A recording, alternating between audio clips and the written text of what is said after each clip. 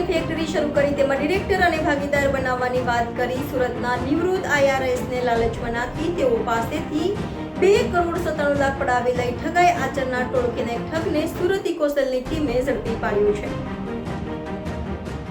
સુરતની આર્થિક ગુના નિવારણ શાખા એટલે કે ઇકોસેલની ટીમ પાસેથી મળતી માહિતી મુજબ હરિયાણા ગુડગાંવમાં ઇન્ડિયન રેવન્યુ સર્વિસીસના નિવૃત્ત ઓફિસર રાજેશ કુમાર લાલ મદનલાલ કુંદનલાલ મકાનમાં ભાડેથી રહેતા પિતા પુત્ર સહિત 3 જણાએ ઇલેક્ટ્રિકલ વ્હીકલનો સુરતમાં પ્લાન્ટ નાખવાનું કહી નિવૃત્ત ઓફિસર પાસેથી રૂપિયા 2.97 કરોડ પડાવ્યા છે।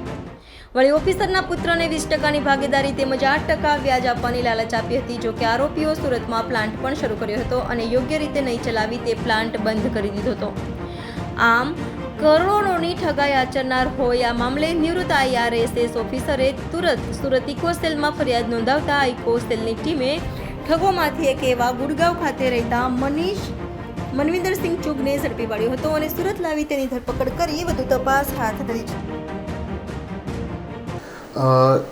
ઇકોસેલ સુરત શહેર ખાતે ફરિયાદી શ્રી રાજેશ લાલ ને બાઇકની ફેક્ટરી બનાવી પ્રોડક્શન કરી અને વેચવા બાબતે તેમના પુત્રને ભાગીદારી આપી અને સારું એવું ધંધાથી સારું વળતર મળશે એવી લાલચ આપી આરોપી મનવિંદર ચૂગ તથા અન્ય આરોપીઓએ ફરિયાદીને લાલચ આપી અને 2 કરોડ 97 લાખની તેઓ સાથે વિશ્વાસઘાત કરેલ, જે અનુસંધાને FIR નોંધી અને આરોપી મનીષ ચુગની ધરપકડ કરવામાં આવેલ છે અને હાલ અન્ય આરોપીઓ બાબતે તપાસ ચાલુ છે।